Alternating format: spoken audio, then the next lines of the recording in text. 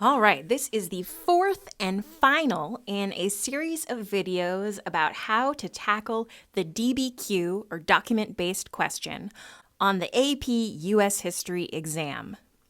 Now, we started out by reading all of the documents that are provided in the exam, from which we are to write an essay that analyzes the major changes and continuities in the social and economic experiences of African Americans migrating from the rural South to urban areas in the North in the period 1910 to 1930.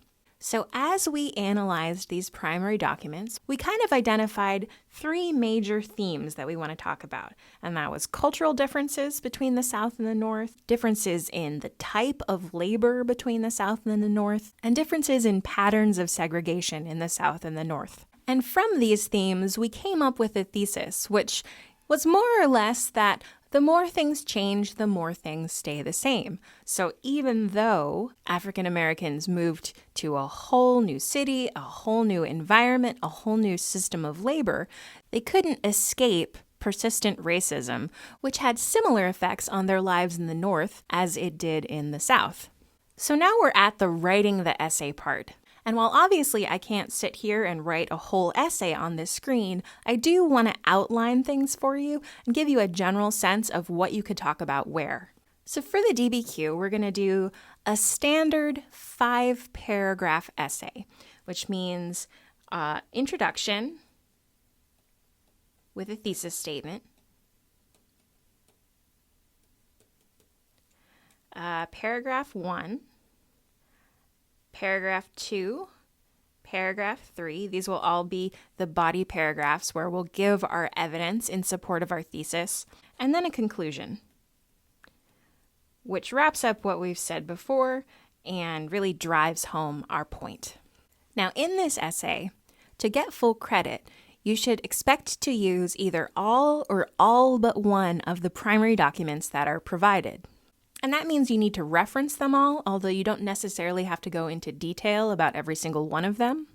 And what I want to caution you against doing is just talking about each piece of evidence one after another without putting them into a larger framework of ideas. So don't just say, oh, well, first there was a folk saying about the effect of the boll weevil and sharecropping on Black Southerners' lives, and then some of them asked for help moving north. They wrote to the Chicago Defender. Because you don't want to just let this evidence lead you along. What you want to do instead is say that you have read these pieces of evidence, you have analyzed them, and now you're going to synthesize them into an argument of your own. Now, this is where the themes come in handy, because we've taken the time to see what's going on in all of these documents and kind of bubble up to the surface what are the real important issues that people are talking about. And as we thought about changes and continuities in those things, the thesis that we came up with was more or less that even though the form of each of these things changed, the form of the culture, the form of the labor, the form of the segregation, the underlying problem of racism kind of remained.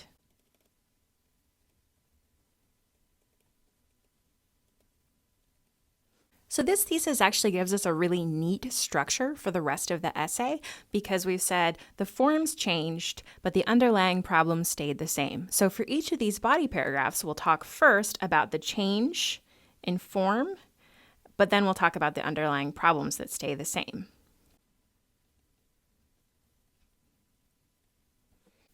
All right, are you ready to take a stab at writing this? So let's kind of ease into things with our introduction. So I think a good thing for us to do might be to set the scene a little bit. And we talked about some of the historical events that were going on at this time period. So you might say that sharecropping had really been an economic loss for African Americans. And so they were feeling the pressure both from the system of sharecropping, where 50% of what they got was sent back to landowners, and also from the boll weevil, which had killed off a considerable amount of the crop. So they just weren't doing okay. You could also mention that in the 1890s, the Supreme Court case Plessy versus Ferguson had made separate but equal accommodations legal for blacks and for whites, which basically put racism as part of the law. So if there'd been any hope remaining that the Civil War and Reconstruction were going to result in a society in the South that was not based on racial discrimination, was kind of destroyed with Plessy versus Ferguson, at least for the time being. And then lastly, you might say that World War I, as the United States mobilized for the war, led to many new factory jobs in the North, which gave African Americans in the South an opportunity to leave. Okay, so at the end of your first paragraph in the introduction, this is the time to bring out your thesis.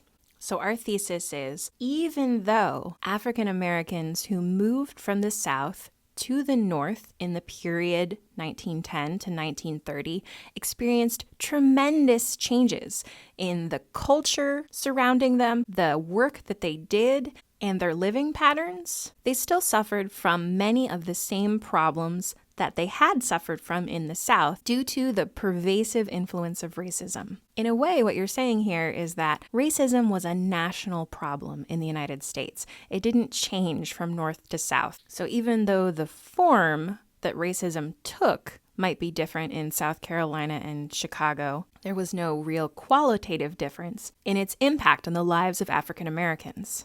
Okay, this is where we break out our themes. So our first theme was about cultural differences. So remember our structure. First, we're going to talk about the things that were different, and then we're going to talk about the things that stayed the same. So one thing that was different would be that if sharecroppers moved to the city, they were moving from a rural to an urban environment, where many African Americans in the South had worked as sharecroppers and lived in a farming situation. Now they were headed to the heart of the city where they might be surrounded by other African Americans. I bring up the map from document 7 here. And they were also worried about what it would be like to take a job in the city, somewhere that was completely far away from home. And this would be a part where you might consider talking about the newspaper letter in document 2, where a man writes to the Chicago Defender asking for help because he's afraid he might get hoodwinked. So what are some of the things that stayed the same? Well, I think we can definitely say that some of their fears were justified about the move to this city, because many people found that life there was just as hard as it was in the South. And we see that in this document about the Cotton Belt Blues. We might even say on kind of a larger cultural level that white people in the North were no more kind to them than white people in the South. And here you might consider bringing up document number 6, the one about the race riot in Chicago. Okay, that's a paragraph about cultural differences. How about labor differences?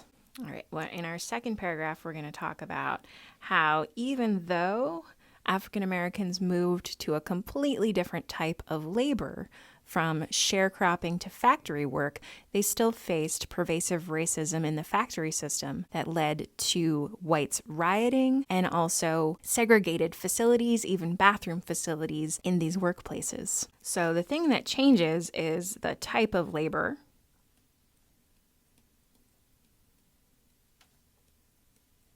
And here you might want to bring up the first document where you're talking about sharecropping. All right, so what kind of work they were doing was different, but the same kind of problems that they faced in the workplace were quite similar.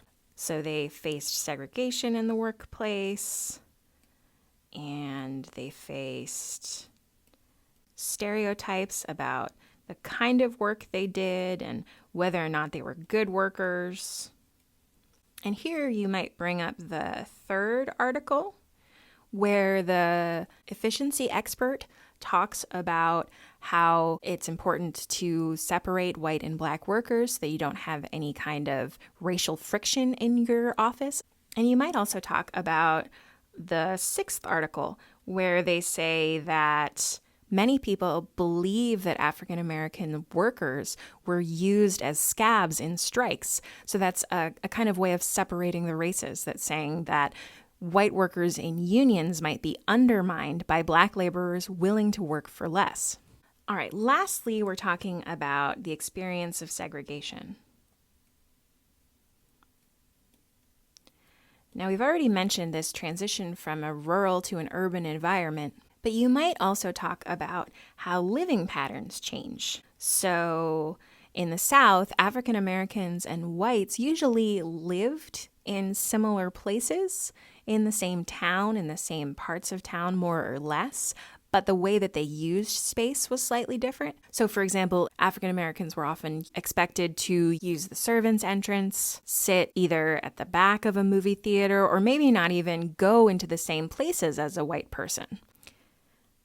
But in Chicago, there's an entire African American neighborhood. And for this, you definitely want to bring up document 7, which shows where African Americans were living in Chicago. And the thing that stays the same is really the system of segregation itself. Northern segregation looks different, but it's still segregation. So you might talk about, this is still segregation is one thing you can say. And you can also say that there's kind of a implicit promise of violence if African Americans step out of line in this system of segregation.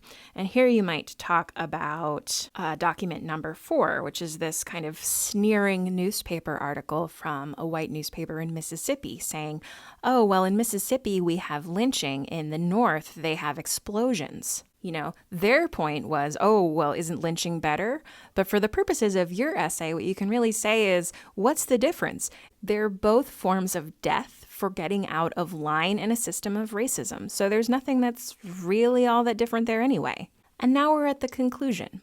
So generally, I would advise you against bringing up any new information in a conclusion because you want your reader to come away saying, oh yeah, that was right, not, wait a minute, the author didn't talk about that in the essay at all. Why are they mentioning it in the conclusion? So I would advise you to just kind of restate what you've been talking about throughout the essay, saying that even though there's this vast transformation in the culture, the living situations, the work of African Americans who are moving from the South to the North, the substantive problem of racism stayed the same.